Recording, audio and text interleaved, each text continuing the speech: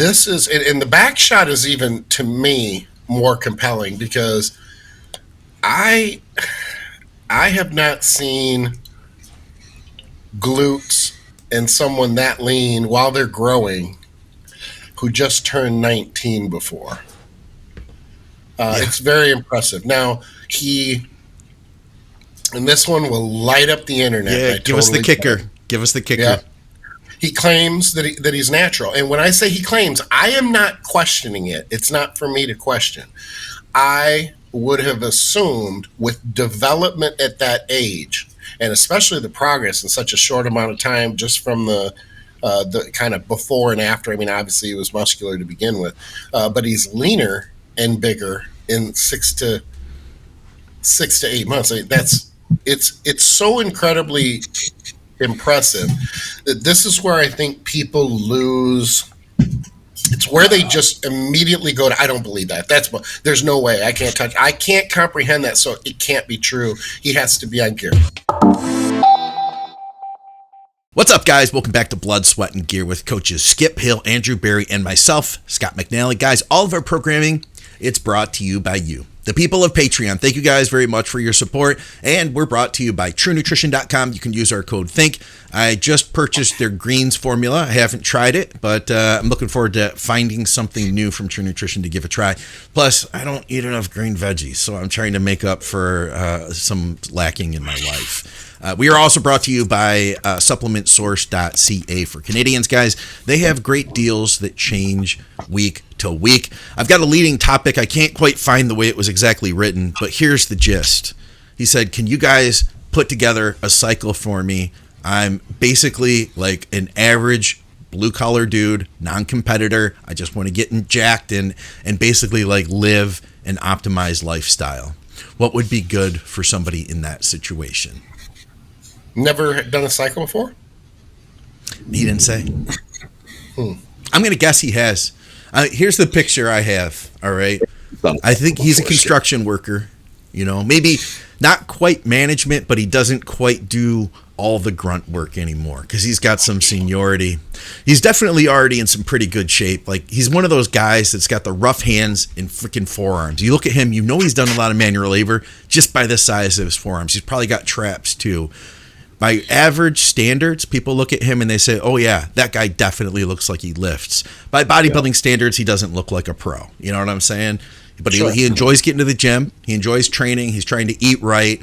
And he wants a supplement that'll complement that. Plus probably complement his very active lifestyle with work and everything is definitely not easy. Is that a good picture? Yeah. Sure. On that point, I want to say that I think I'm not an advocate for slavery, right? But manual labor gets you lean, okay? Like if we took all the obese people in the world and made them do manual labor jobs where they're on their feet doing something, especially outside in this hot Florida sun, weight would just melt off of them. Right, Skip? I mean, I you walk across the street. I'm just still stuck on that very racial comment you just made. What racial comment? I'm kidding. He said slavery. I'm waiting for someone in the comment. I'm like, who's going to say something? But isn't it sad, really, that that's what it's come to? Like, as soon as we say something that could be a little bit taken out of context, I don't think anybody would have, but I could see how if you were already going down that road, just because of our recent history in the U.S. and how the country was built. You guys are assuming that only one race was enslaved, but right? No, and I completely agree with you. But those are the assumptions that people make. I start with that. Welcome to our podcast about bodybuilding, guys. But I agree. I completely agree with you as far as activity and being out. If I say being out in the sun, being active, doing a labor job. I mean, look, if you're overweight and you're young and you're going out to get a job, work construction, work landscaping, work something where you're constantly moving. Trust me, you'll get lean even if you eat bad. When I moved into the last house we had in Colorado, we called it the Death House. It was at 9,000 feet. We had a long driveway, didn't have a plow or not a plow, but a snowblower or anything like that. So for the first couple weeks, we got like 2 feet of snow. I had to go out and shovel that driveway. It took me 4.5 hours the first day. It took me 4.5 hours the next day. Those 2 days, I ate ribs the entire week and got leaner. I was throwing down barbecue ribs from the smokehouse. Let's be clear. You called it the Death House, though, because you plan to retire there. Just because okay. You're like, we called it the Death House. Yeah, no.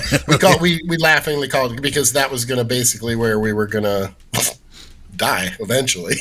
We weren't going to move from there. That's a good point, yeah. And I figure you guys know that, but I forget that my point with my comment, though, was to say that I'm going to assume that this guy is already like pretty lean, or at least, 11-10% body fat because of the manual labor. And as you described him, Scott, he's obviously has some time carrying a shovel or doing something physical. And we know, because I used to prep some guys that were in construction, they got to eat a lot more food, or I should say they had to eat a lot more food than guys that sit at a desk or that aren't working and sitting on the couch all day. So I just wanted to start with that. That's why I was kind of making that comment and paralleling it to an obesity cure for our country. But, so I'm going to assume he's also done some cycles, some of his buddies. Yeah, his buddies probably told him do 500 tests and 100 D-ball a day. Those cycles that everyone kind of starts out with when they're trying to bulk and they're trying to really grow. I do want to know, what's his age? Yeah, he didn't say. But let's assume he's around 40. We'll say 40. Yeah. Okay, so he's around 40. Okay. So then, in my mind, I'm not going to want to recommend anything that's going to aromatize highly. I'm not going to want to recommend things that are going to raise blood pressure drastically. So I'm probably going to stick with like a test and a DHT-based cycle and maybe sprinkle in some orals. So whether it's a test Primo or a test Masteron, that's probably where I'd be going. And then maybe, let's say he's like, I want to do something like a 15 to 20 week cycle. I want to try to gain some muscle in this cycle while also getting tighter at the same time. Okay. Well, then we look at diet manipulations as well, maybe a little bit of cardio, maybe not if he's already, very, very active, but we might say throw in or layer in some orals towards the end of his cycle. Let's say he's got a trip or something coming up, or he wants to be, we kind of go back to this, the best looking dude at his high school reunion, his 20-year high school reunion or something, right? Because I think we had this last I remember that. Yeah, right.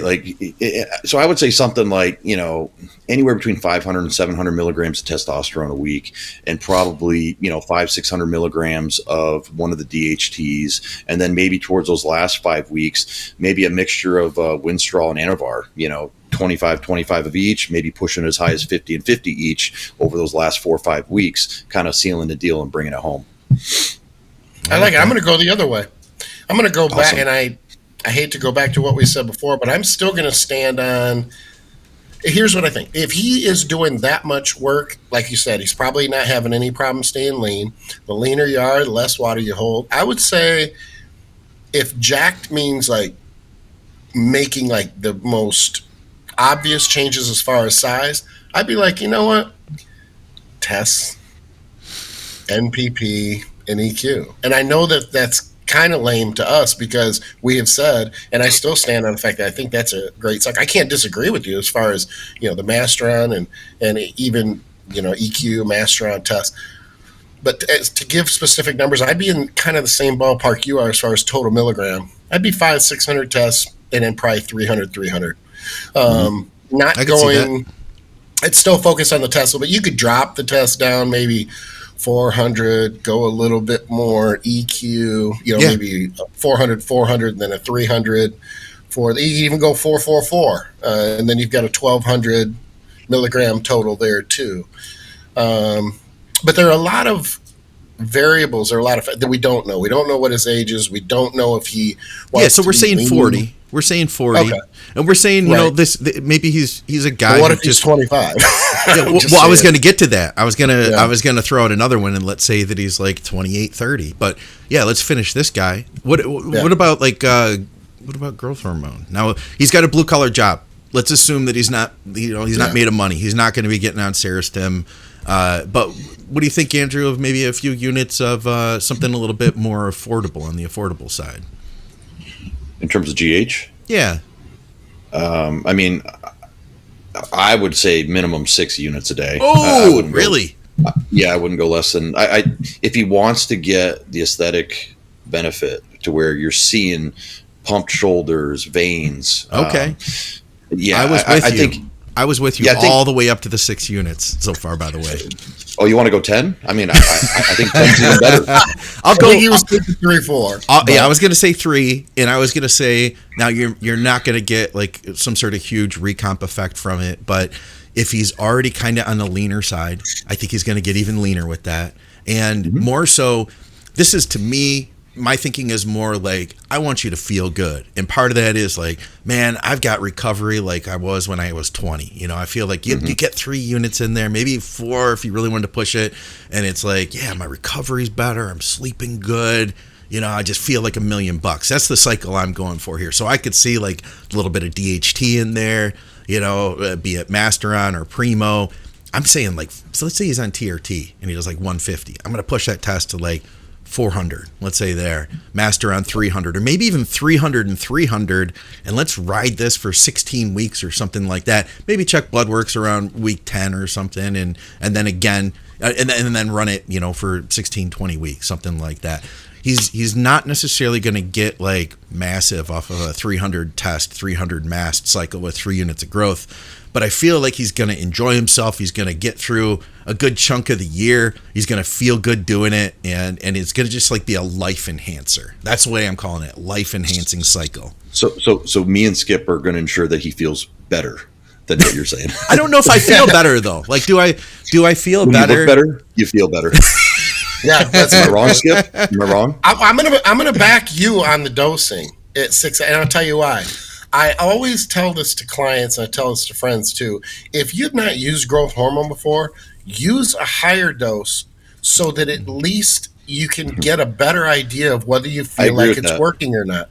Because if you do 6 out of the gate and you don't feel that you're getting anything out of it, you could say, okay, then it's not worth taking. 3, I think, or even 4. Sometimes it's kind of like, I don't know, I'm holding a little bit of water. So yeah, you'd spend a little bit more, but at least you would know whether you get a benefit. The other thing is if he did have sides from it, like he just can't sleep because his arms keep falling asleep, you can always back off from that, and he can then come down to a 4 dose or even a 3 dose if you want to. But at least with those sides, you're going to be pretty convinced that, okay, it's working. I just can't tolerate the sides. Yeah, my cycle I think is more like it's a sports TRT kind of idea. Lifestyle. TRT. Lifestyle. Yeah, exactly. That's what I'm looking at. Lifestyle, something you could kind of do longer term. This isn't so like. Let me just. Yeah. I'm going to assume that he already feels like he's a lifestyle guy. Like he's eating 5-6 meals a day. He's training 4 or 5. Yeah. So what I'm interpreting this question as he wants people to be like, oh, dude, are you doing a show? Yeah, okay. He wants to get some of those, like he's taking the next level up. That's what I'm kind of interpreting. Yeah, he wants to I'd go with that for a period. Absolutely. You know, we take a chunk of time and we're going to push hard like this. Sure, I'll go with that. Well, thank you for tuning in. And if we are providing value to you today, let me encourage you to subscribe and hit the bell. We have several bodybuilding podcasts that come out each week. Let me also bring up, so Andrew Wright had a comment here that says, question, you guys say you don't want to run something that converts more, but then you say 400 to 600 milligrams of test. So let's address that because, you know, in my situation, at least, I recommended a DHT like Masteron, which is going to have an effect on the aromatization. So, and obviously this is all very dependent on every person individually. So, and it's one of the reasons why I have a lot of athletes, if they don't have a gauge on how they aromatize things, I'm always like, okay, 2 weeks in a new cycle, let's go get your E2 checked and see if we are gauging it right. Do we need to use an AI? Do we need to pull back on an AI even if we are using it? Because there's been plenty of situations where guys did like a standard, you know, 0.5 milligram of Arimidex every day or 12.5 Aromacin every other day. And we found, oh shoot, your estradiol's like 12 and we want to boost that up a little bit. I've seen that many times. And honestly, you know, if you're not running Trend, you can just go ahead and use the cheap ECL, what is it? ELCIA test, which is $18 through a LabCorp, right?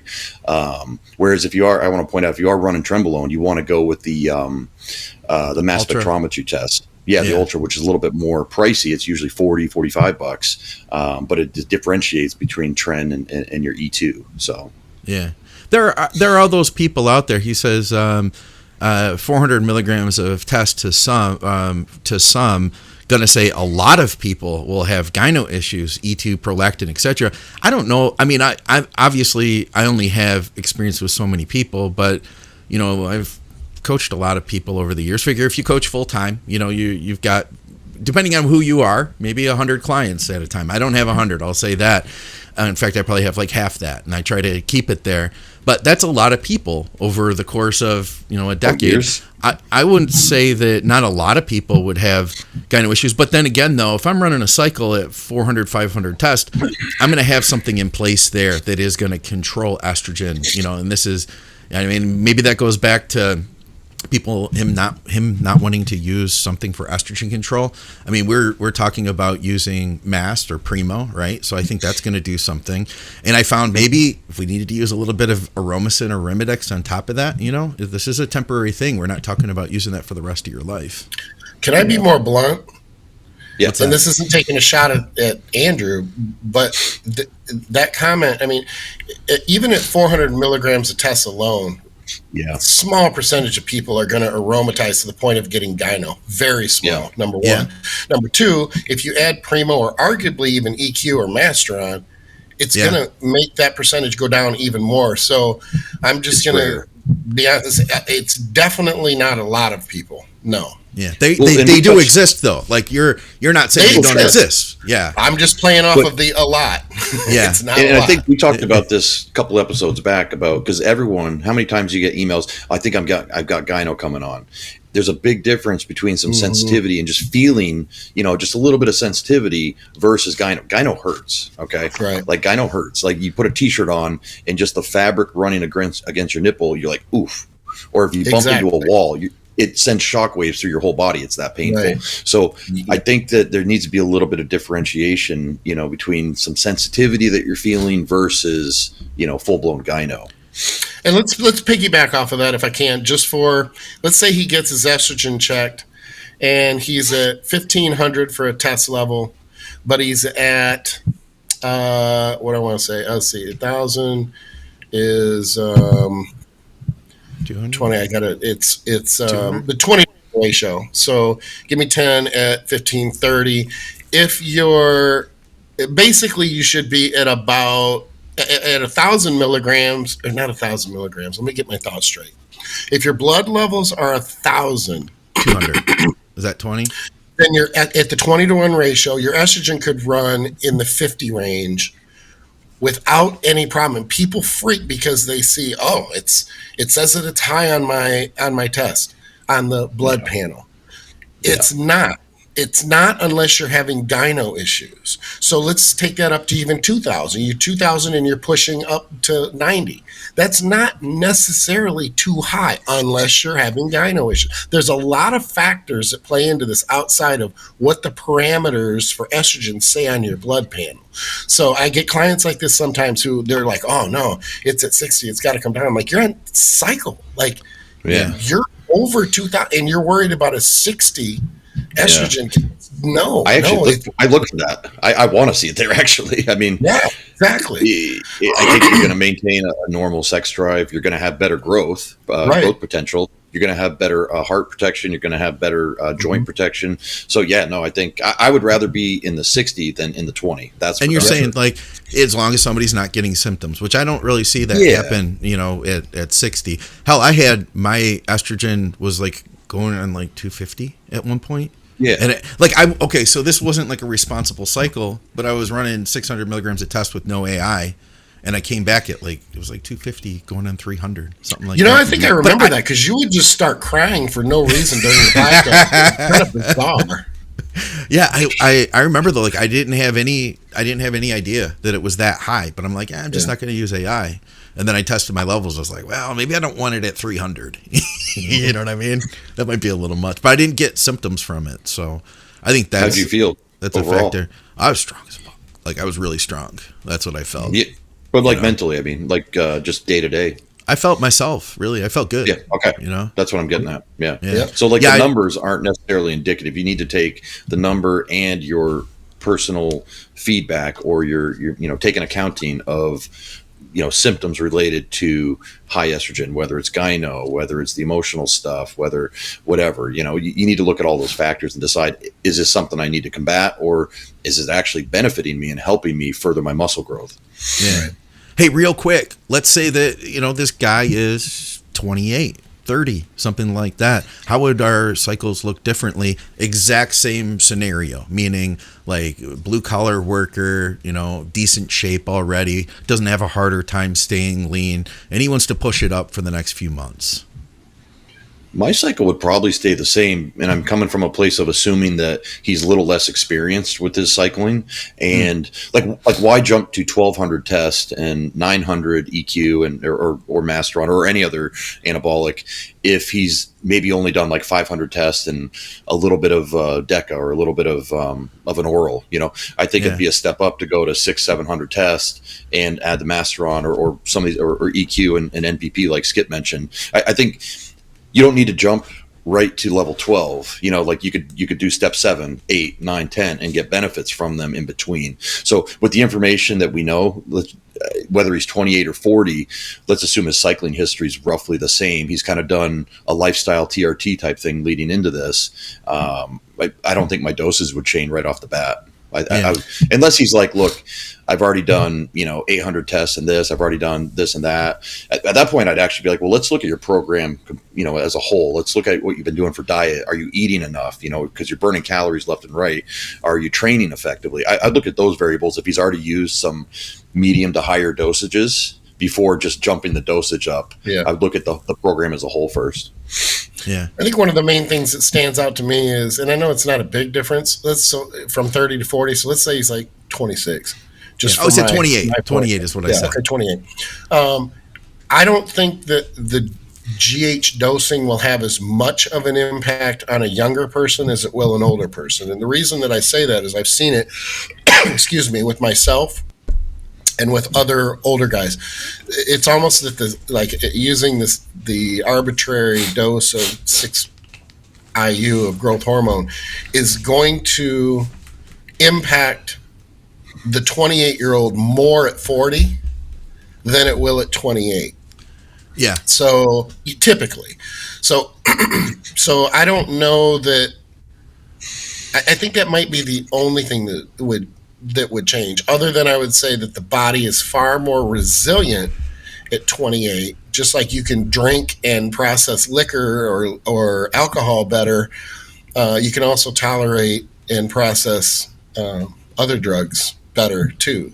So I would say that at 28, if you wanted to push the envelope, I'd feel more comfortable with the 28-year-old pushing it than as you get into your 40s and pushing the limits with AAS and arguably with large dose growth hormone too. But that's coming from somebody who believes strongly in large dose growth hormone even at 54. So I'd say, my doses were lower for the 40, I think we said 40-year-old guy.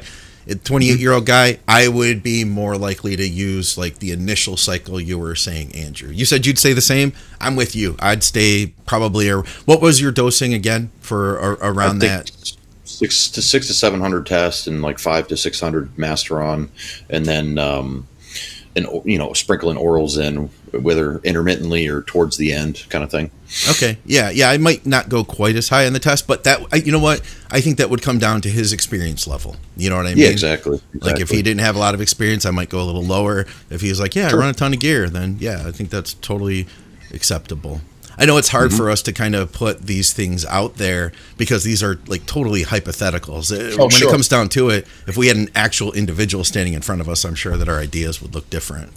Right. Well, I also want to point out that like us as good coaches, it's always about reacting to the directions you've given and then, the feedback that you're getting from the client. So, because I do see a question here. Do you guys see people feeling worse using too much DHT in relation to tests with newer school cycle designs? I know you all favor higher test space, but just wondering about clients coming to you. So, I mean, if we threw someone on a cycle that had let's say a relatively high dose of a DHT and they were complaining, or in this does happen sometimes where their E2 is crushed. Yep. Like whether it's Primo, Master on, or even EQ, right? To where we're like, oh shoot, there's literally not, we can't just give you more testosterone, right? Yeah. Because your estrogen is just crushed. I do have a little side thing that I do with using Trestolone, but like 5 to 10 milligrams a day to help raise the E2 a little bit. Okay. But that's a side story. But my point being is that as coaches, we're gonna adjust the cycle. We're gonna adjust the plan. We're not like, okay, well, here's your 16-week cycle. Run with it, whether it feels good or not. If something's not working and something is crashing your E2, then we're definitely going to make changes to that cycle, right? Yeah. I wish I could pull this up, man. I have a client who he's exactly that. He had shown me his labs through the 3 previous cycles we had done, and I believe it was like a test mast, a test EQ, and a test mast EQ. And then and now we're at the point where we realize that he can't run those 3 compounds together because he ends up in the low single digits, There you go. Yeah. Hey, Skip, that's what coaching is. Can we show pictures of that kid that you were talking about? Can I pull those pictures up you sent us, or can we put those on the screen?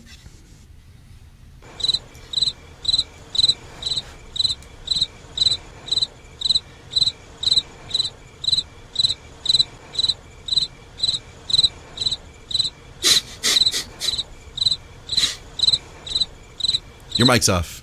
Yeah, your mic's off. Oh. I didn't want anybody to hear me chewing. Yes, definitely pull. Yeah, you can pull those up. Sorry, I'm like, you want me to put them up? I don't know how to put pictures up. All right. Yeah. So who is this? And what's this progress that he's got here? Kid's name is Gus Young. And he's from Australia. And he just turned 19 years old. He reached out to me because he was having some lower back issues. And I'll be honest, at first I thought I was being trolled, especially when he said he was 19. So I actually went on social. I did. And I went on social media real quick and searched. It didn't take very long to find his account on Instagram. And he's legit. He just turned 19 years old. What's the progress from left to right there? What's that progress from left to right here? That is like I'm going to mess this up, but it's roughly like an 8-month or 6-month transition of progress. Okay. This is, and the back shot is even, to me, more compelling because I have not seen glutes and someone that lean while they're growing who just turned 19 before. It's very impressive. Now, and this one will light up the internet. Yeah, give us the kicker. Yeah. He claims that he's natural. And when I say he claims, I am not questioning it. It's not for me to question. I would have assumed with development at that age, and especially the progress in such a short amount of time, just from the kind of before and after. I mean, obviously he was muscular to begin with, but he's leaner and bigger in 6 to 8 months. I mean, it's so incredibly impressive that this is where I think people lose. It's where they just immediately go to, I don't believe that. There's no way. I can't comprehend that, so it can't be true. He has to be on gear. Let's just say he's on gear. It's still absurdly impressive to make gains like that. So here's my thing. If he tells me, and he's an incredibly articulate kid, trains like a insane person, which I have mad respect for because at least he can get away with it. He is dealing with some lower back issues that could arguably be caused from specific things that he's doing where he's training or he's training too hard. I don't know the mechanics that he's using. I don't know what his reps and sets look like. I don't know any of that. I've been helping him out with the lower back issue, though, how to kind of rehab it. And first, figuring out what it is, what the specific issue is, and then trying to rehab around it from that, or help him to rehab it. Anyway, it's just so impressive no matter what. He may claim that he's natural because he's natural. He may claim that he's natural because he lives in Australia and the gear laws there are not cool. Maybe he lives with his parents and he doesn't want his parents to know that he's not on gear. I don't know what the issue is. All I'm trying to stay focused on is the fact that, and this is why I wanted to highlight this, there are people with gear or without gear who have genetics that I don't have, you don't have, and the listeners don't have either. And all I'm saying is not only is it incredibly impressive, whether he's natural or he's not natural. Yeah. He's making gains that the rest of us aren't making at an age where normally that doesn't, it's just doesn't happen. So we're dealing with arguably a genetic freak in a sense. Now, he's got structural flaws, but we could go back to everybody from, there's only a few people who have won the Olympia that you could really go back before they started training and go, well, he doesn't look like he's ever going to beat. No one's going to look at Dusty when he was younger and go, oh, yeah, he's going to be massive and huge. Genetically, he's got what it takes to be a pro. No, that's not how it goes. Look at the ham glute quad. Yeah. I think that his clavicles are relatively narrow, but the size that this guy and the progression that he's making, it's just insane. Yeah, he could be a classic pro within a year or two, honestly. Yeah. If you guys followed Nationals, last year's overall classic champion was 19 years old, coached by my buddy Kyle Wilkes, only his second show ever, I believe.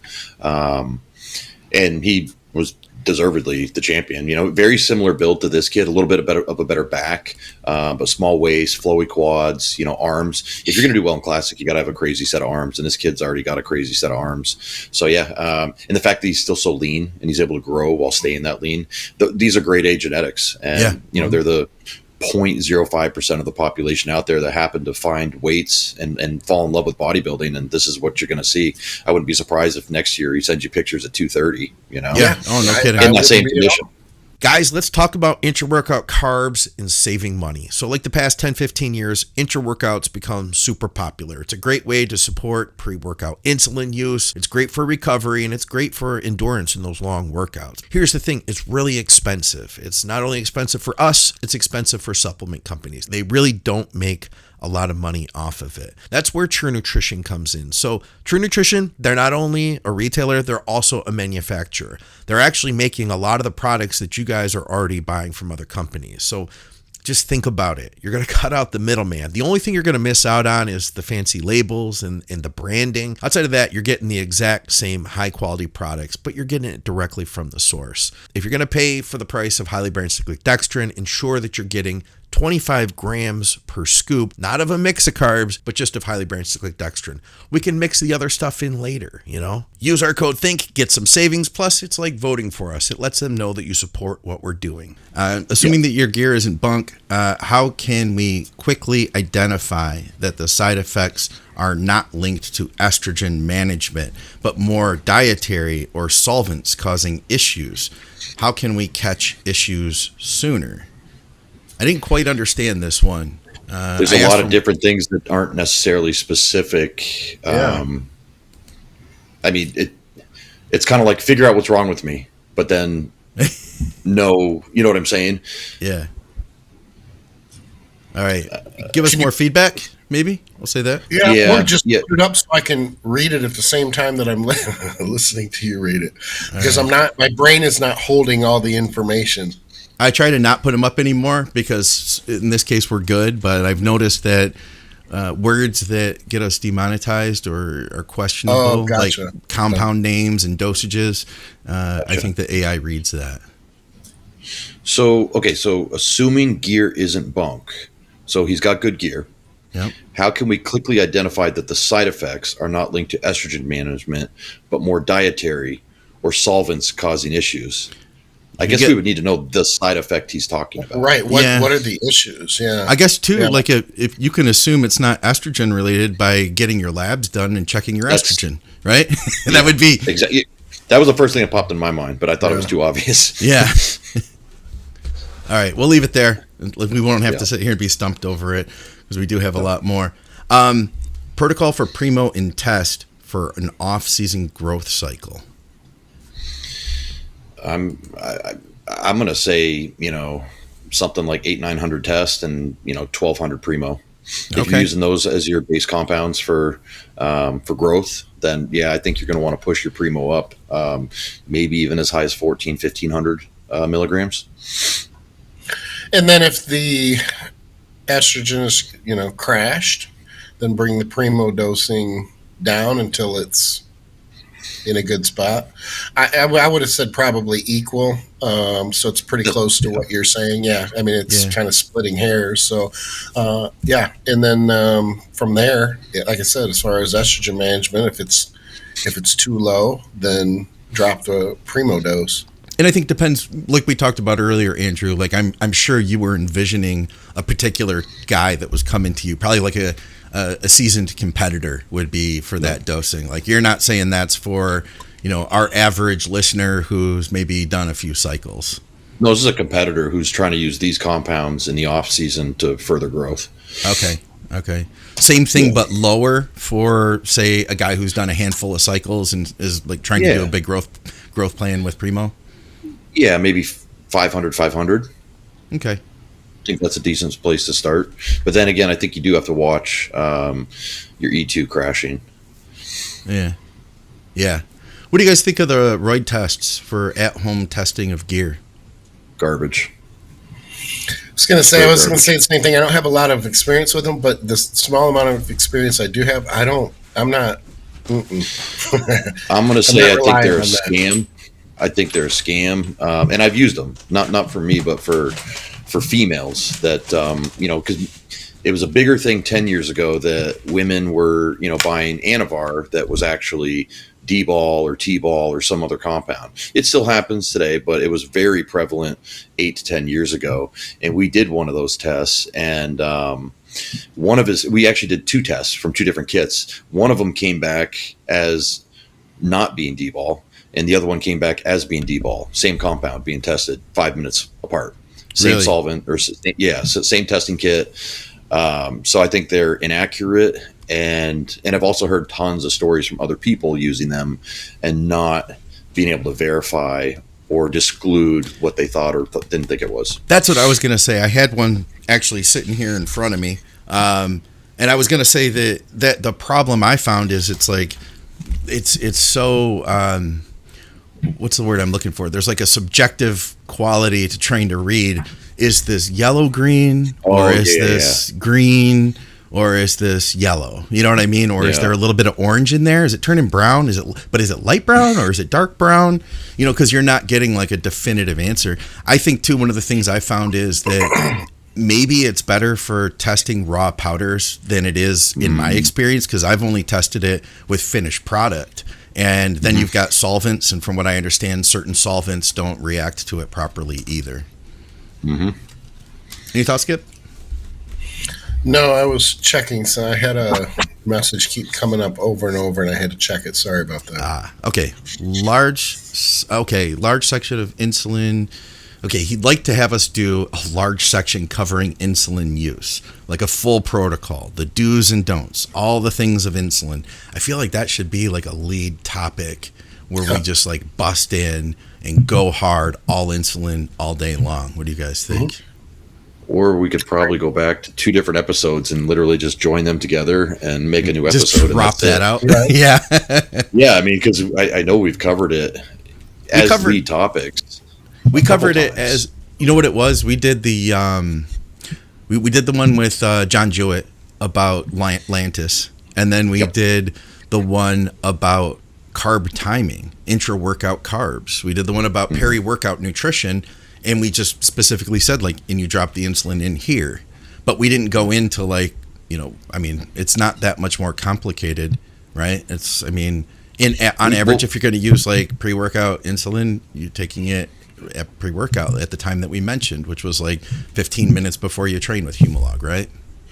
Yeah, we've done intra-workout insulin, we've done post-workout insulin, we've done insulin on high days. To shuttle. So we've.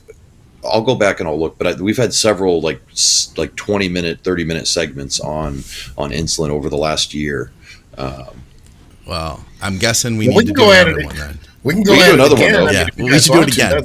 We should do it again. Let's do it as a fresh episode then. All right, I like that. Okay, on vacation, the do's and don'ts regarding workout and diet, as in he doesn't want to go overboard.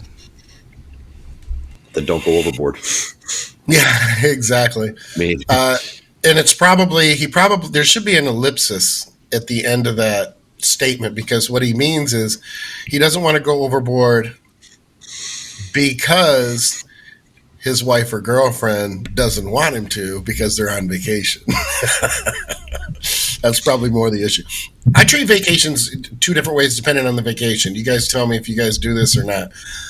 There are times where I'm locked in and I want to stay on everything. And wherever I go, if I go back home to Michigan, I know where I train. If I go to Milwaukee to see the kids, I know where I train. I'm comfortable there. I'm familiar there. I still continue to train hard because I'm familiar with the equipment. I've said before, I don't train at 100% in gyms that I'm not familiar with the equipment because of the risk of injury, especially when it comes to legs and things like that, because of my history of lower back issues, knee issues, everything else, even though everything's great right now. But sometimes, you know what, I just want to go on vacation and I want to have fun on vacation, and I will completely take the week off. So, most of the time I still eat well. But then there are other times where I'm like, you know what, I'm just going to stay hydrated. I'm going to eat whatever I want. So I don't know if you guys treat it that way, or if the vast majority of, or not vast majority, but if you guys go and you still stay on your regimen. I don't like to go into the gym, whether I'm on vacation or not, and not train at 100%. I don't like that. So I'm kind of an all or none guy. We're going back for a wedding and a reception. We'll be gone for a week in Michigan. I will train and stay on track. But it's just because of this particular, I'm going to the O, that sort of thing. While I'm at the O, I won't. I will be, actually, it's funny, I was going to reach out to you. I'm going to be there. We actually fly into Detroit, which we don't normally do. Ooh. Because my dad lives on the east side of Battle Creek. So you realize when you fly into Detroit, you're going to be like 15 minutes from me.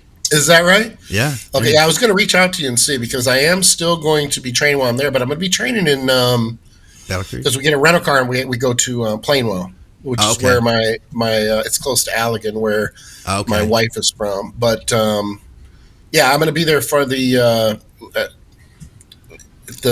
20. I have to check the dates. But yeah, it's tell me later. Last week of August. Okay. So, but I'll let you know. The point is I will be on track while I'm there, because I have the O coming up, and I'm not going to show up to the O looking like a slob or anything else. But when I'm at the O, I'm not going to train. I have too much to take care of while I'm there. I have clients to take care of. I have other obligations. My wife comes in midweek to meet me, and I have never been to Vegas before. I know it's weird. My wife's been there a few times. Wow. Never been, even with the Olympia there. I could literally go there, write the trip off, and not have anything to do with bodybuilding, and just go and eat and, gamble or whatever, and still have not done that.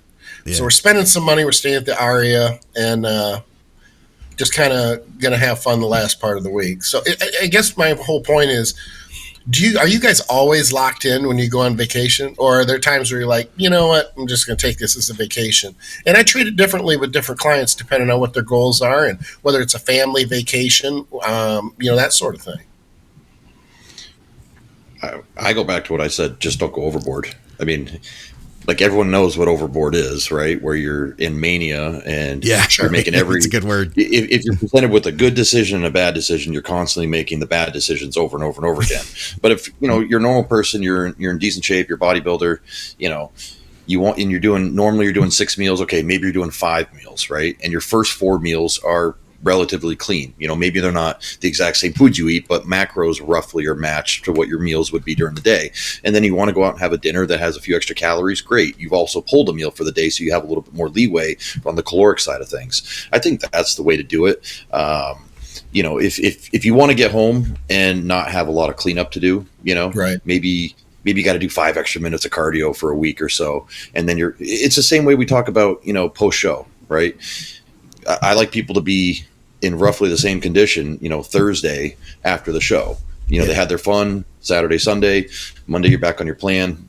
By Thursday, if you've gone back to your plan, no worse for the wear. No damage done. You're basically right back you were the previous Thursday or Wednesday, and you're right back on plan. So I just think we all know what like going overboard is, right? Because we've all done that before on a trip or after a show or whatever it might be. So just don't do that.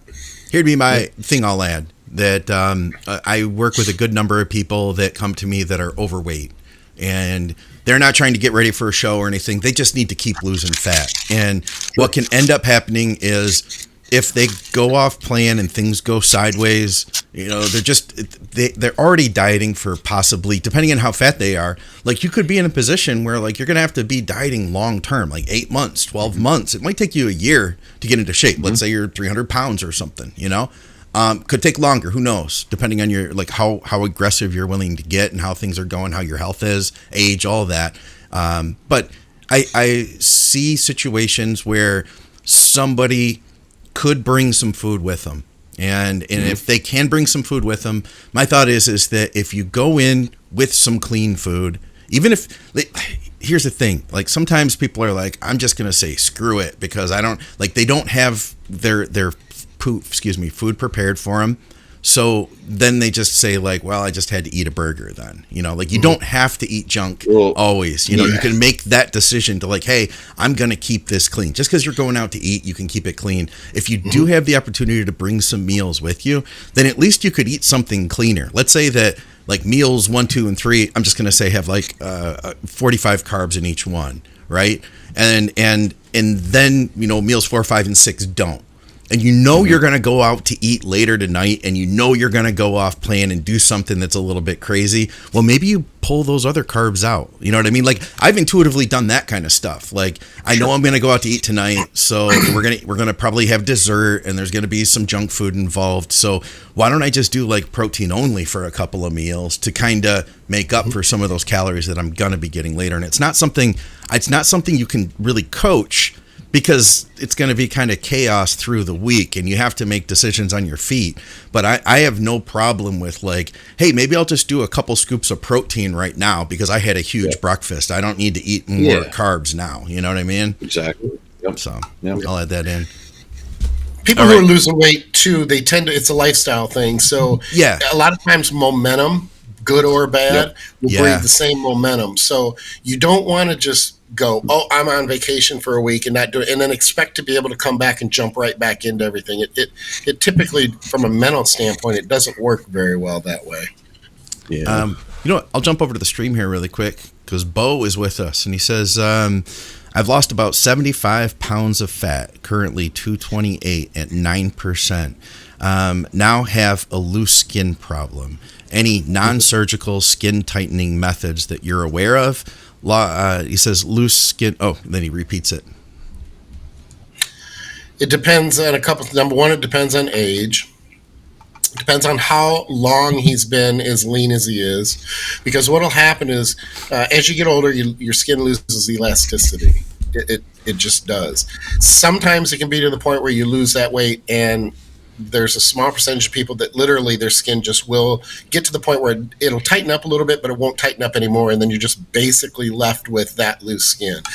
But the vast majority of the time, if you stay lean, the skin is just kind of running behind. Yeah. And it takes longer for the skin to tighten up than the rate that you lost the body fat. You can lose the body fat a lot faster than the skin can keep up, I guess is what I'm saying, especially when you're older. So my first thing would be stay lean, see if the skin is going to continue to tighten up. And the other thing is even if you're thinking, okay, I need to have surgery, I need to have a procedure done, at least stay lean as long as you can to get it as tight as it'll get without the surgery so that there's less of a procedure to be done. And I hate to say this, but I'm just being honest.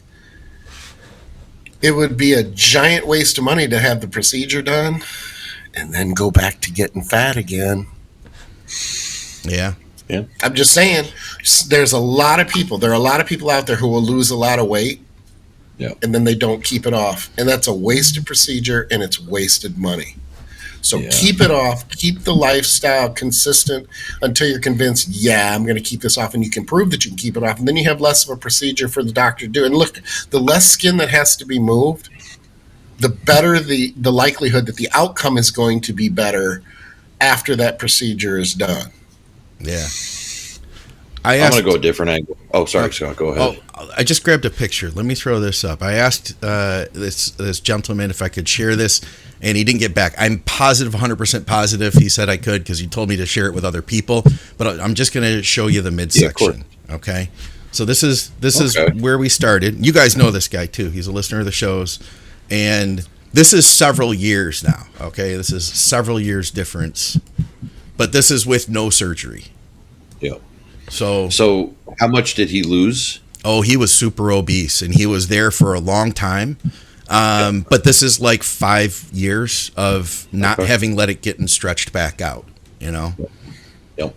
Which is freaking incredible, you know what I mean? And not everybody's going to have that. He still does have, like, he's in off season right now, and you could see his abs are kind of blurry.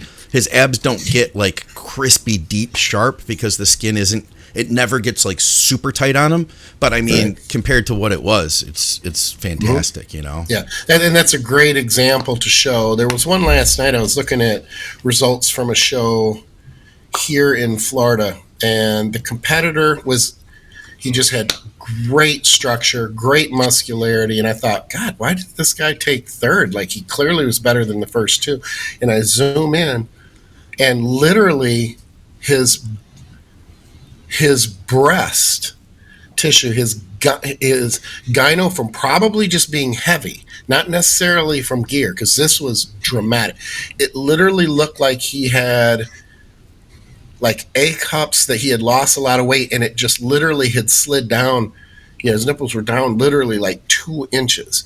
And I just looked at that, and I checked him from the back and everything else. I thought, wow, if he would get this procedure done, he would have it was the only reason that he didn't destroy the entire field and take the overall. Now, it wasn't a huge show, but it was a good enough show that at first glance, I couldn't see it.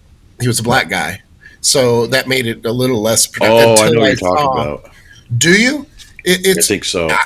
I wish I had the pic. I actually just checked my phone to see if maybe it was still an open browser, because I was going to check. I want to say it was at a Mel Chansey show down here in Florida. Crazy. Punta Gorda show, right? I think so. Late in the year, December holiday extravaganza. Classic. Yes, exactly. Blown away. In fact, I was kind of hoping when Scott was looking for a picture, I'm like, it would be so awesome if he pulled the picture up. Because that is a situation where it might get a little better, but it's not going to completely go away. And it's the difference between not just being a little better, but literally just destroying the field versus, maybe not destroying, but it's the only reason that he would have ever taken a lower placing, and he probably would have won the show in the overall. The shape was really good. It was the only thing I just went, oh, that explains it. Yeah. I got a question. What's that? Because actually I got a couple good ones, but Justin Wyatt sent us a bunch. Big shout out to Justin. Okay. Who's looking like a monster right now. This one's good. Biggest mistake you see clients make that leads to lack of progress. You want me to go? The plan? Yeah. The plan?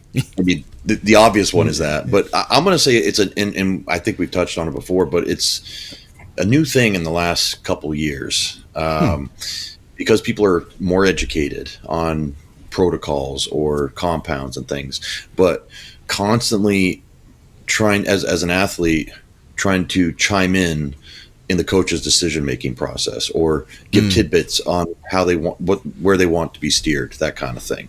And I'm not saying that someone who's done 10 or 15 shows and, has a world of experience shouldn't be part of that decision-making process, but I'm seeing a lot of people who've never competed before trying to tell me or ask me in a way that's rather quite annoying. Like, well, don't you think we should be doing this? Or why aren't we adding this in?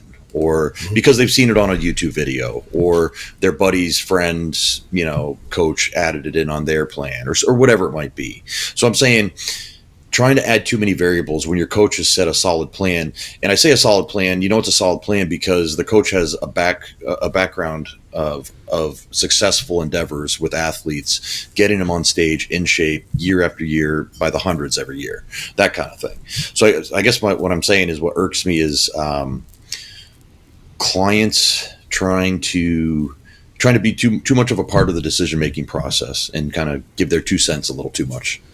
I would say I just, my verbiage would be just a little bit different. I would say that they're literally trying to manipulate the decision-making process. And I think that's what you're saying too, because ultimately that's what can happen. I had a client just recently who, I won't give the specifics because I don't want to pick on him personally because we have a history and he's a good guy. But he gets lost in the minutia. And he was so focused on wanting to go back to these large skip loads that I literally said, and anybody listening can think, oh, that's a bad thing to do as a coach. I don't even care what you think. I've been doing this a long time. This is how I handled it. So it just is what it is. Told him, I said, you know what? Go ahead and load for 3 meals. Everything, I didn't say this, but everything, I didn't need to. He already knew this. Everything indicated that should not happen. The next week, towards the end of the week, I don't hear from him. I reach out to him. And he's upset. He doesn't like where he is. He's questioning everything. So then I had to lay it all out in a very blunt. I would not have loaded you. You insisted on loading. You wanted to do this specific. I get tired of fighting with you over these types of things. I'm paraphrasing. So I told you, because he told me, he's like, well, you told me to load. Because that's what you were insisting on doing. So instead of fighting with you over it, we'll just load. Because had I not loaded you, you would have been complaining to me about everything else related to that. So now, at least when you're complaining about the decision that you wanted to be made. So I made it and you don't like the outcome. So we either need to get on the same page and you need to do more listening and less talking. I think I might have said chirping something. And again, I'm paraphrasing, but you know what it came back? He literally came back and said, you're right. And even said, my girlfriend laughed and said, when are you going to start listening to Skip? So it kind of diffused the situation in the sense that this realization was like, oh, you're right, bro. I need to listen to you and just let you call these shots. You know what you're doing. Yeah. And it's not to say that there aren't other ways to do it. You know what I mean? But it's really hard if somebody else is kind of like backseat driving. You know what I mean? Like you could probably, maybe I would do it different than you did, Skip. And guess what? Maybe I would get like just as good of a result. But you'd have to like let me do it my way 100%. I can't like kind of do it your way, kind of do it my way. Right. If we start trying to compromise like that, then neither of us are going to get what we want. You know what I mean? Well, look at it this way. How much does it annoy you, or would it annoy you if you got a client and you gave them a plan, and then they go and talk to their buddy at the gym who's a coach, who coaches other athletes, and that coach says, well, I'd actually do this, and then they go and do it. Because now you got too many cooks in the kitchen. And it's the same thing when the athlete is doing that and trying to steer the coach's mindset to what they want to do. And obviously, in this situation, the guy just wanted to eat some more food. He wanted to load. Yeah. I mean, it's usually about that. It's never, hey, I think we could pull carbs for those first 3 meals and I can suffer a little bit harder. It's always, I think we need to push. I think we need to load, you know? We just had it was Chris Aceto sent Ron a message, and it was a conversation that he had with one of his clients. And the guy was like, hey, when we did 400 carbs for the load previously, you know, I felt good, but I'd like to be a little bit rounder through the pecs and through the shoulders and a little tighter through the glutes. We did 400 carbs. I think that 500 carbs might get me there. And he sent that to Chris, and Chris doesn't F around. You know what I mean? Chris just lays it out there. And his only response was, how about you let me bring you in the way I want to bring you in? There you go. You know? And Chris obviously has the track record. Yeah. So, you know, I mean, you hired a guy for a reason because he's shown you that he can do this, replicated results with hundreds, if not thousands of people. Let the coach just steer the ship, be a good soldier, fall in line. And guess what? If the prep doesn't work out at the end, you can fire the coach. There you go. There you go. Let me add one thing that I think is very important. If you want to be a good client, don't ask other people or other coaches if what you're doing is right or if they think differently. If you want to be a good trainer, don't give your opinion to someone who is working with someone else. And I'm going to back it up and say this.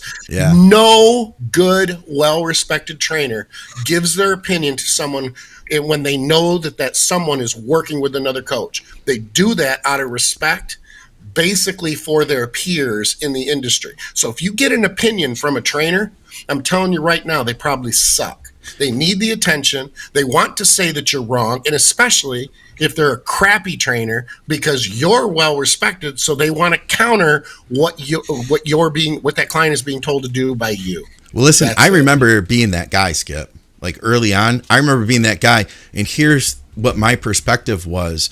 I remember like being in the gym and saying just to people I knew, like, oh, well, I do it this way. And the reason I said it is because my scope of how to do things was so limited. I could only tell you how to do it in a very limited way, and I couldn't see it being done in the way that somebody anymore, though. Yeah, like there's a point that I realized, wow, like there's so many things I don't want to say. I don't want to say anything to anybody. You know what I mean? Like if somebody says like, hey, do you think I should be drier here? I'm loading right now. I'm like, I don't know anything that's going into this. You know what I mean? Yeah. Ask your coach. Yeah. You know? Listen to your coach. You paid your coach. You hired him for a reason. Listen to him. Let me do one more that's a good one from one of my clients, Logan Schultz from Texas. Yeah, what do you got? What's the reasoning for using both T3 and T4 in a contest prep versus just T3? Well, I think it's more, you still want to keep the conversion, right? From a small conversion of T4 to T3. It probably, from a condition and outcome standpoint, it's not going to matter. But when you come off, it's going to be nice to have that T4 in there. I guess you could put it back in. But I always pull the T3 first, leave the T4 in there so that it's just kind of a conversion issue. But I don't think it has to be there. You know what I mean? I mean, if T3 is there, your metabolism's going up regardless, right? If you're giving synthetic T3, but there is also the mindset of, well, if we can maintain balance in other hormones as much as possible, it's going to lead to more harmony in the body, right? Yeah. Like, for instance, T4 does a lot of different things other than just wait around to be converted to T3. It helps regulate your body temperature by dilating blood vessels, which affects your basal body temp. It affects your cholesterol. Like low T4 levels can change how the body processes fats, and it can lead to a higher cholesterol, clogged arteries, potentially steering things towards VLDL cholesterol, and cause serious problems like heart attacks, angina, that kind of stuff. There's another one. Mental health and digestion, right? Like abnormal T4 levels can lead to some mental health and digestive issues. If you just Google, you say abnormal? You said normal T4 issues? Abnormal T levels. Yep. Both high and low, actually, like really high and really low, can lead to digestive issues as well as mental health issues. I don't know enough about the mental health stuff. It's something I've heard people ask me. So you have me listening because I didn't know there was a connection to that either. Well, here's the thing. There's a number of studies that link low T4 levels to major cases of depression. And there's a distinction between depression and major cases of depression. So, and I think one of the therapeutics doctors are looking at now is when someone is clinically depressed, let's look at their thyroid, right? And then let's adjust and maybe supplement in with T4 if that is vastly low. So there is more than just the aesthetic side of things, because if your body's operating at an efficient, normal level, you're going to get better results as a whole, and you're going to feel better. So I think that there's more to take into account than just the conversion or the metabolism stimulating effects of T4 or T3. Sorry. Yeah, and I don't understand it, but I've heard talk in the past about there being something in the enzymes that convert T4 to T3. Enzymes? Yeah, that there's something in there that's beneficial overall for growth. So it increases deadenase 1 and 3, right. I believe. Yeah, I believe you're right. Increase the conversion rate of T4 to T3, and the majority of that happens in the liver, the kidney, and some happens in other peripheral tissue. But so supplementing with more T4, right? Not only does it bring your T4 levels back to normal, but it gives you more T4 to convert to T3. Right. And there's something in that conversion process in itself with those enzymes that's beneficial. I wish we could get Dave Kalick to talk about it, because he'd talk about that in the past. Yeah, and because, T4 to T3 or T4 conversion could go one of two ways. It can go to T3, which is your active form, or it can go to reverse T3, right? Yeah. So it facilitates more T4 to active T3. I like that. Now, I did drop my T4 to T3 dosing or ratio down over the last handful of years because I did see pretty consistently with enough people that the ratio that I was using, the higher T4 dosing combined with T3, was causing a little bit the higher reverse T3 level. And here's the thing about T3 too is, or reverse T3 is, it's not necessarily bad, but just unusable. It's just not being used. Exactly.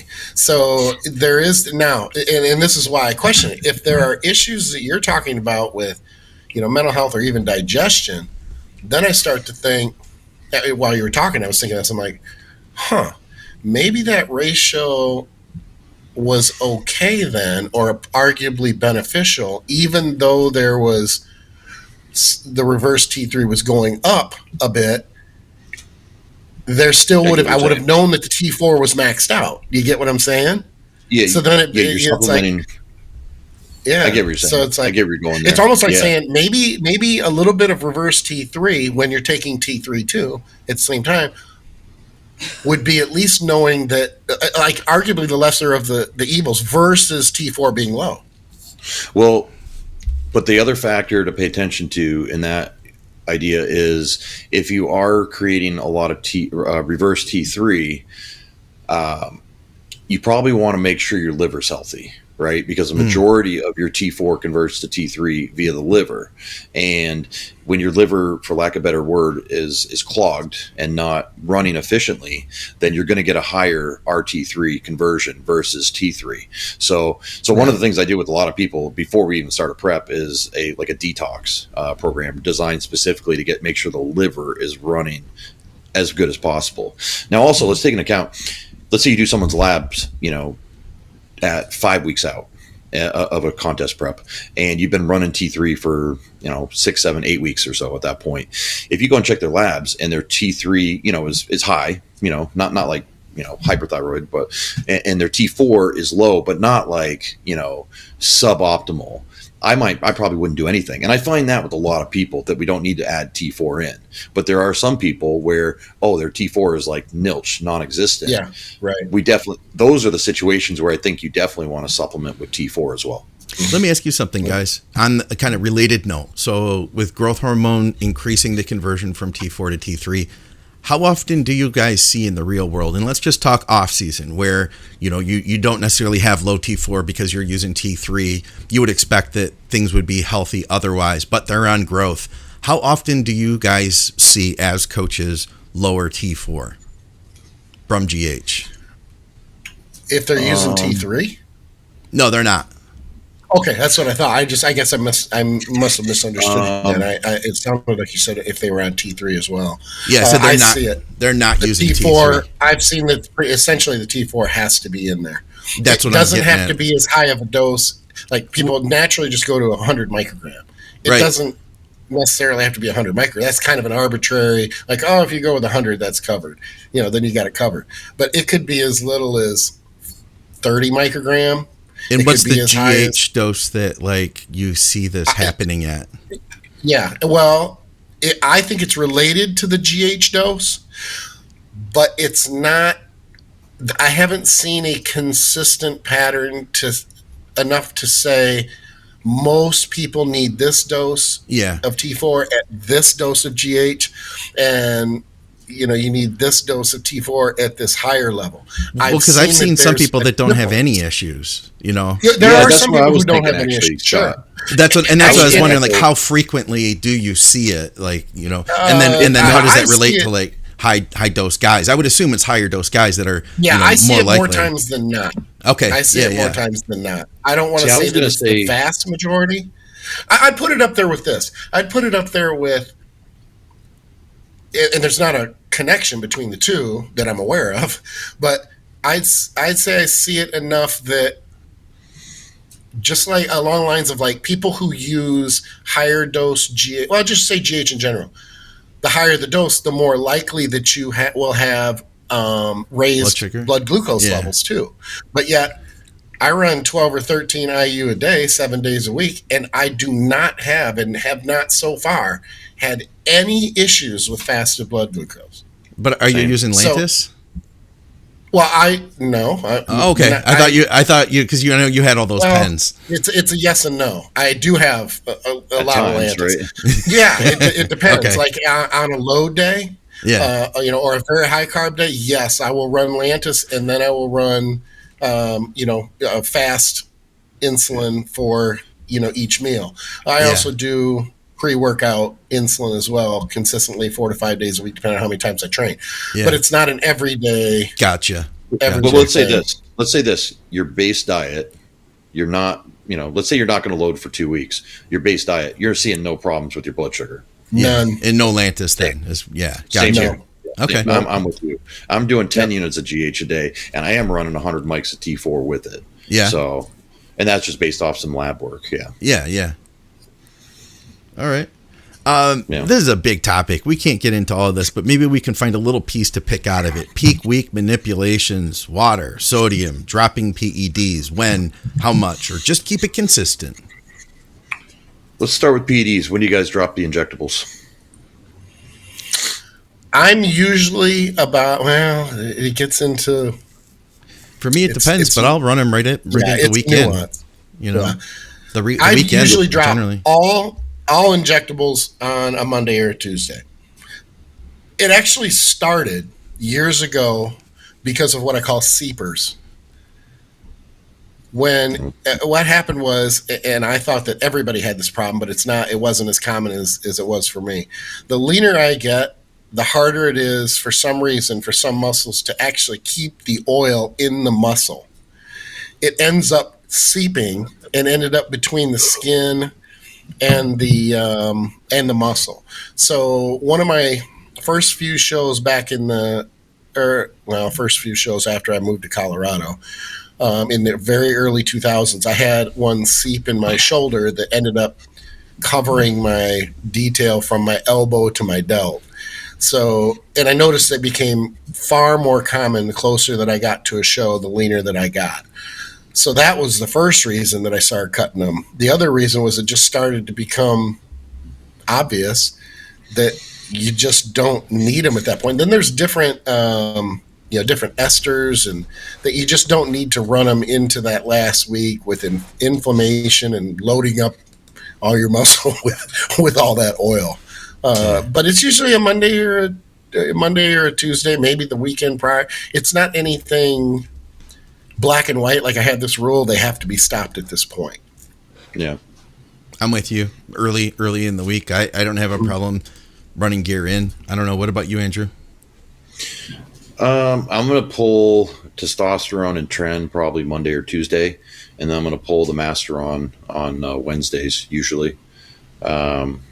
Typically, in some cases though, as you guys know, we'll pull testosterone like 2 weeks out even. So, right. But if we're running test into the show, I'll probably pull it on Tuesday. And then, talking about the inflammation thing, and I got to give my buddy Phil Viz some credit on this too, because we were talking about BPC and the anti-inflammatory effects of it. And this is something I'm starting to try with people now, a little test run, but running high dose BPC over that final week or last 10 days of the show, decrease body inflammation as much as possible. We'll see if it actually has an aesthetic visual effect or if it might just be, crapshoot. But yeah, so I bet that I could see it being like everything. It's going to depend, right? And maybe there will be people where they're in a situation where they had higher inflammation for whatever reason. You know what I mean? Yeah. And maybe that guy will show you more results. At the very least, if it doesn't do anything or work, it's the person's just out the money they spent on the BPC. It's not going to have a negative visual effect on the athlete. It's not like they're going to go the opposite and hold inflammation or hold water because of it. So I think it's a very easy, low risk, maybe potentially high benefit test run to do with some people. So. Full disclaimer. After the last, I'm over here smiling, waiting for you guys to finish your thought. Full disclosure. I said full disclaimer. Full disclosure. Yeah, that's bad. Since the last BPC episode, I was just happened to be stumbling through my supply in the fridge. Yeah. And I go, oh, I have 3 bottles of BPC in here. Oh, they're, a year and a half, 2 years old. I don't even know. But I'm like, they've been refrigerated. They're good. Expiration dates are just like they need to stamp them on there for some reason. I don't know why. But anyway, thought, you know what? Let's just see what happens. Is maybe digestion. It didn't work for my knee. It didn't work for this or that. I don't like it. I don't think it works very well. But you know what? I'll take 1 milligram a day. Okay. And I'll see what happens. And I did notice the other day, there are specific injections I'll do. Rectus femoris is a good example. If I drop my gear, and let's just say it's 2.5 mil into both my left and right rectus femurs, after about a day and a half, they're going to get pretty tight for a couple days. Lats, they're going to, after a couple days, they're going to be pretty sore too. Those are the 2 spots that are typically more sore than any other place I do injections. And since I've been doing 1 milligram a day, I have not had, if the discomfort or if the soreness was a 10, even though it's not, because it's not intolerable, normally a 10, it is a 3. And I had to, let's put it this way, to the point, and here's a good example. In my rectus femoris, if I'm doing a stretch, because I always stretch prior to back and legs and stuff like that, because of my history of lower back problems, when I'm doing my psoas stretch, and I'm not going to explain the stretch, but you guys know pretty much what it looks like. The rectus femoris will be so tight that I can't actually thoroughly stretch my psoas because that muscle is so tight. Mm-hmm. And I was stretching the other day and I thought, man, I just did these injections like 2 days ago.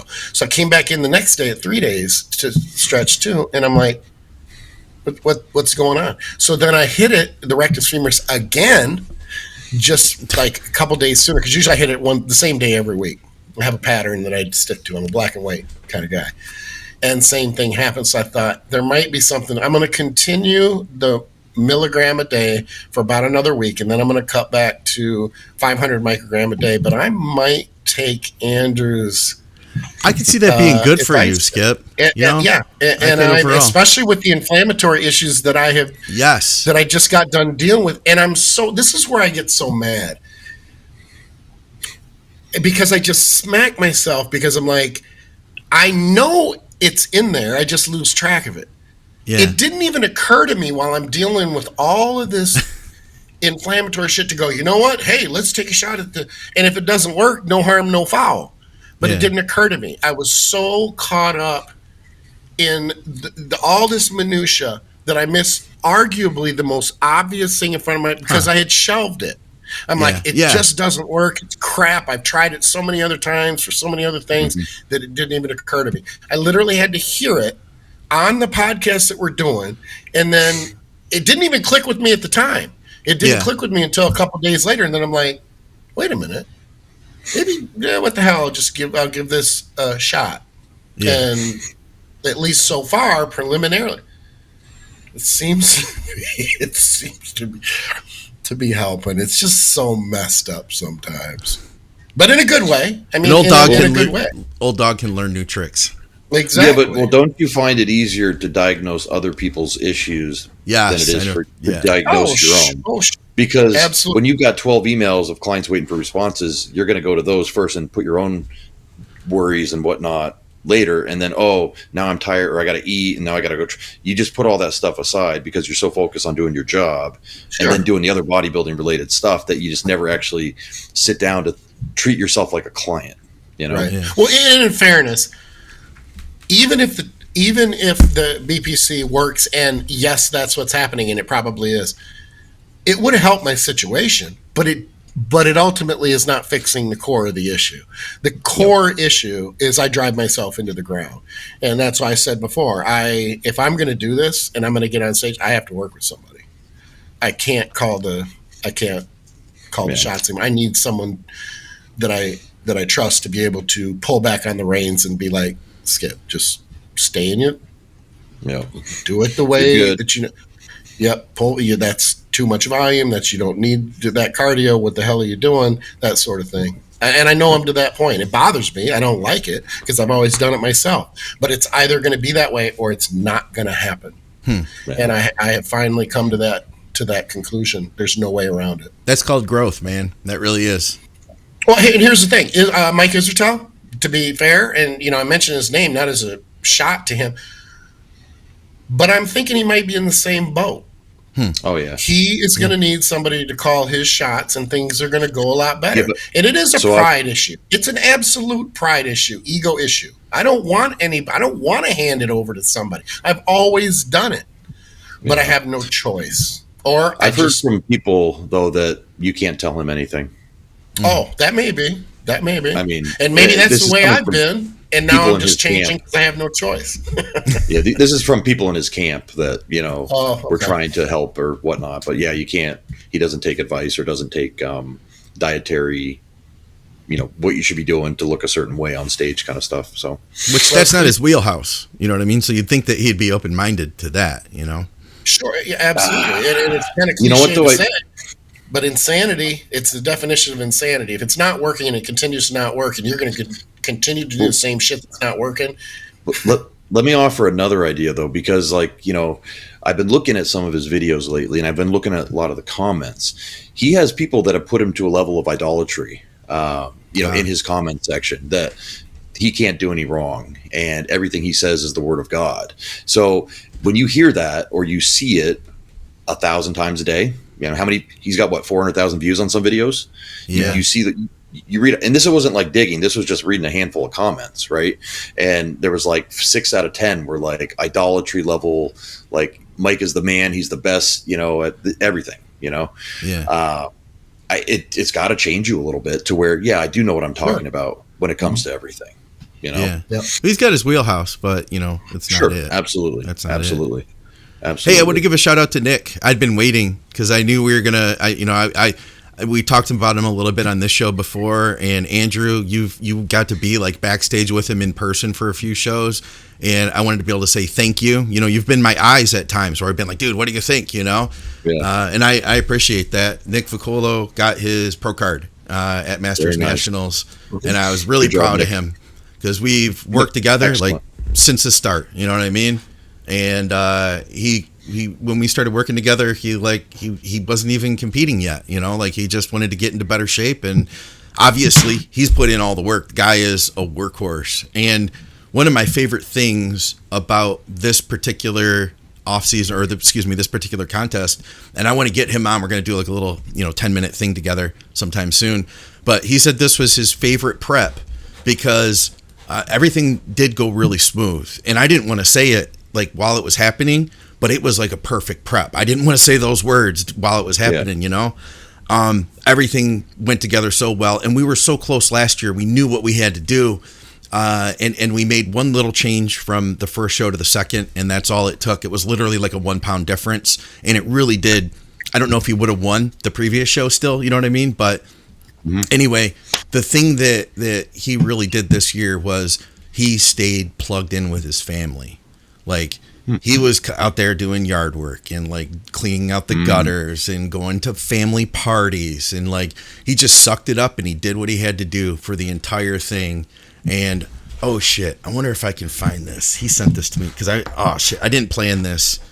You guys have to see this though. This I'm going to tell you, this about made me cry, and when I showed Victoria, it about brought her to tears too. I got to see if I can find this. I'm scrolling up.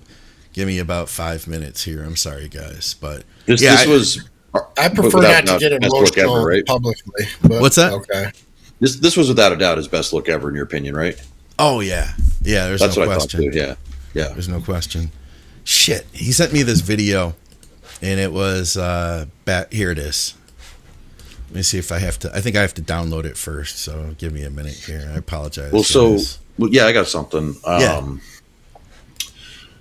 So you're talking about staying plugged in, and I can counter that, or I guess support that, because I've had several times where guys they have career paths or they have jobs where they're the boss, and they're like, okay, for the last 2 months of my prep, I'm not going to work. I got it set up so I can sit on the couch and just eat my meals and just bodybuild.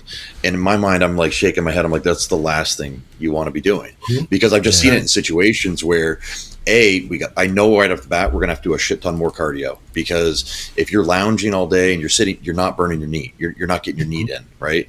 And then on top of that, you're obsessing over yourself all day. And this is already such a self-centered sport, right? So now you just added 6 or 7 more hours to be self-centered, which does change you mentally, how you treat your family, how you treat your coworkers, how you treat people in the gym, just random strangers even, So my advice to people is to exactly what Nick said: stay plugged in, stay with your family, go to those events. You're missing a meal, big deal. You can still be happy. You can still enjoy the company and the time with other people. You can still do your job. You can still be nice and respectful to other people. We're competing in bodybuilding shows. We're not changing the world. So I think that's just an important thing to remember. That's exactly it, man. Here's the video. So his family didn't go with him. They had the live stream. Oh, man. This is so cool. Just to see their reaction. In 5th place, number 62, Jesse Dale. You know what it's like, just waiting there, holding your breath. Jonathan Wright. Look at the woman by the window. She's like shaking back and forth. It's cute. Yeah. 3rd place, number 71. It is. 2nd place, number 75. That's awesome. That's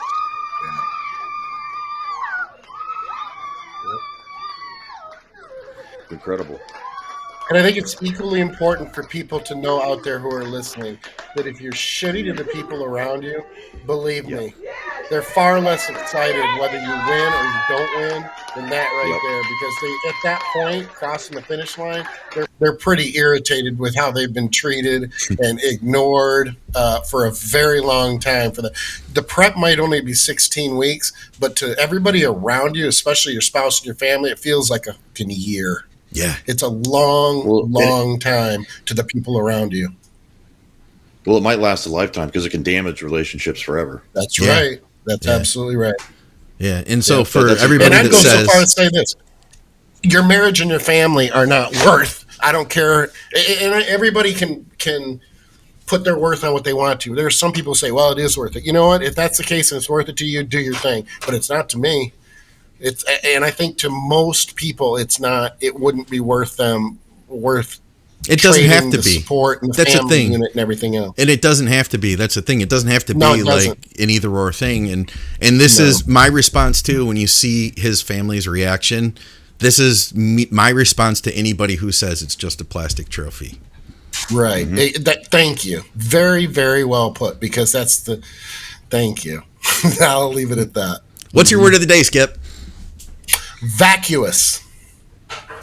And I should have used it when I talked about insipid and vapid and banal, but it's basically just if someone's making mindless comments, showing little intelligence, it's not even just speaking, but just your behavior and the things that you say and that sort of thing. So if you make a vacuous comment or you're acting, you act vacuous, it's just a dumb comment. There you go. Stupid, inane. Empty of or lacking content. Yeah. Yep. There you go. All those words kind of go together. Trite, banal, vapid, insipid, and now you can add vacuous to it. And I love adjectives like that. They're just, they just spice up the conversation a little bit. Yeah. Well, all right. We appreciate everybody tuning in. And guys, you can go to bodyberry.com to reach out to Andrew, and teamskip.com to reach out to Skip, and McNally Diets at gmail.com. You can email me there. Thank you to True Nutrition. Thank you to, use our code THINK. Thank you to supplementsource.ca. And thank you to our Patreon people. You guys are freaking awesome. We'll make sure that I think we covered all our Patreon questions on the last episode. We'll get back to that again in the future. So you guys go ahead and line us up with more questions. And man, I forgot to tell the people again to like, share, subscribe, and comment. And comment with questions. We need questions for the next show, right, guys? Word. Mm-hmm. God, I said it. I ruined it at the last minute. You go, girl. I got it in right before it faded to black.